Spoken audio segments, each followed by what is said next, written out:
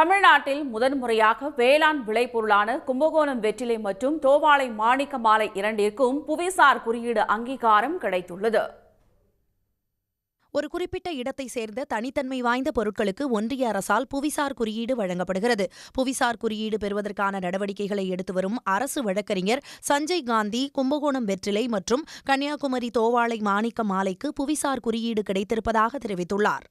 கும்பகோண வெற்றிலையை புவிசார் குறியீடு கிடைத்துவிட்டதாக நான் அறிவிக்கிறேன்.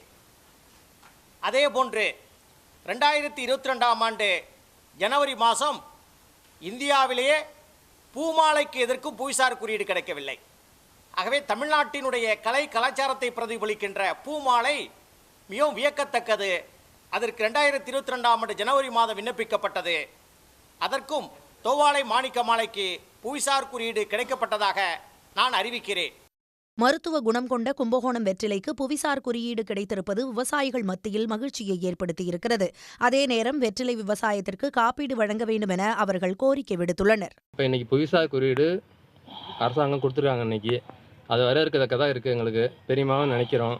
இதை வச்சு நீங்கள் என்னன்னீங்கன்னா எங்களுக்கு இன்னும் இதில் இன்சூரன்ஸ் இது வரைக்கும் காப்பீடுன்னு வெத்தலைக்கு கிடையாது.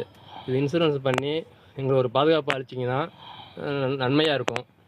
அதேபோல் வெள்ளை அரளி, சிவப்பு அரளி, பச்சை நொச்சி, சம்பா நாறு கொண்டு செய்யப்படும் தோவாளை மாணிக்க மாலைக்கு புவிசார் குறியீடு கிடைத்திருப்பதற்கு இத்தொழிலில் 6 தலைமுறையாக ஈடுபட்டுள்ளவர்கள் நன்றி தெரிவித்துள்ளனர். மாணிக்க கல் பதிச்சா எப்படி இருக்கும் அந்த வியூ கிடைக்கும். ஸோ அதனாலேயே திருவிதாங்கூர் மகாராஜா இதுக்கு மாணிக்க மாலை அப்படிங்கிற பேர் கொடுத்தாங்க. இந்தியாவில் தமிழ்நாட்டிற்குதான் அதிக அளவில் புவிசார் குறியீடு கிடைத்திருக்கிறது. அதன்படி திண்டுக்கல் பூட்டு, சேலம் சுங்குடி சேலை, காஞ்சிப்பட்டு, மதுரை மல்லிகை, திருவல்லிபுத்தூர் பால்கோவா, மதுரை மரிக்கொழுந்து உள்ளிட்ட 62 பொருட்களுக்கு புவிசார் குறியீடு வழங்கப்பட்டுள்ளது. உடனுக்குடன் செய்திகளை தெரிந்து கொள்ள சன் நியூஸ் பெல் ஐகானை கிளிக் பண்ணுங்க.